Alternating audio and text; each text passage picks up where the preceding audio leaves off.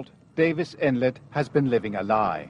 The lie that even if everything wasn't okay, it was at least under control. It wasn't.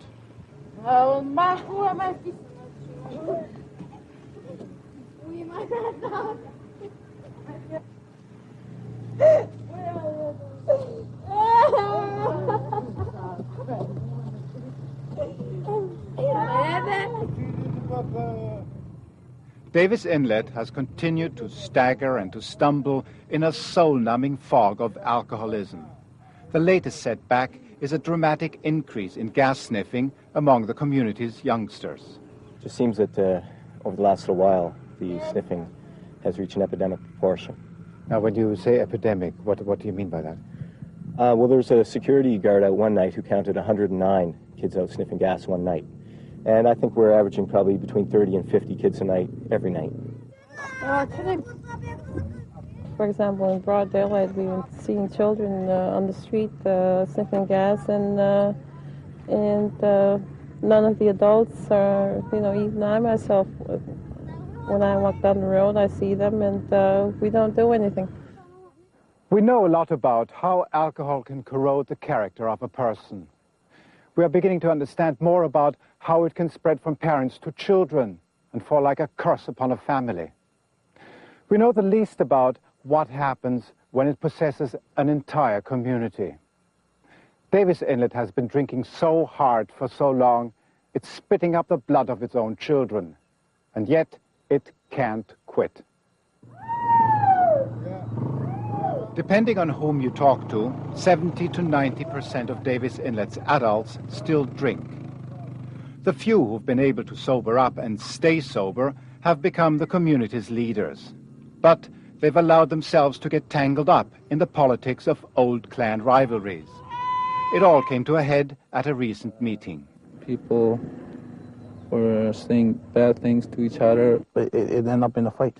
It was a former chief that was assaulted, and then we closed the meeting and said, we don't want this anymore." The biggest losers in all this have been the children.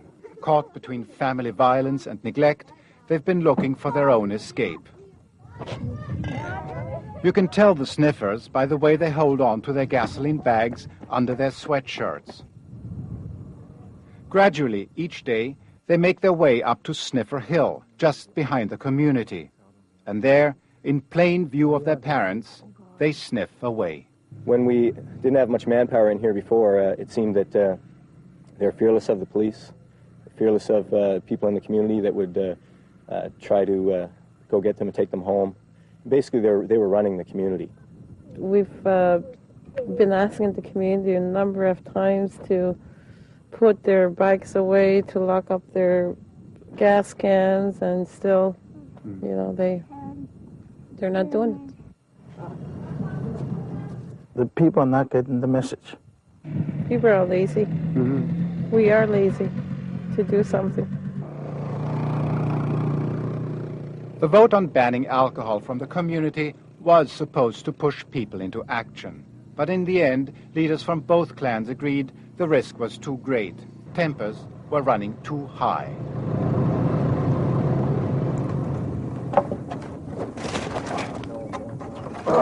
They called off the vote and made up.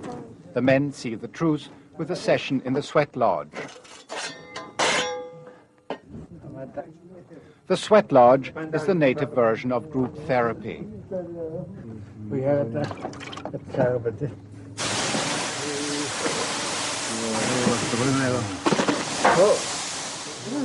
Here, in the steaming darkness, they talked about what they all have in common: the deep and crippling pain that's been racking the entire community for 3 generations. For years now, Davis Inlet has been going through its own version of Sweat Lodge therapy. Each community crisis is like another round in the tent of pain, another chance to let the pent-up anger steam off.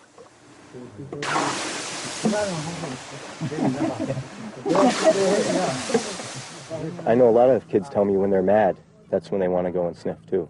The anger that they have is still there yet. we have to let that anger out. It's going to be a long process to work together, I guess, and it's not going to be a quick fix. Even if the leaders stop their fighting, if the parents stop their drinking, if the children stop their sniffing, if they all make the move across the water to their new Shango Bay town site, it will take a long time to heal what's been damaged. The children, who are Davis Inlet's future, come from generations of hard and relentless drinking. They've already lost more than most people lose in a lifetime. And all their community will be able to offer them for some time to come is the bittersweet medicine of pain, anger, and hope.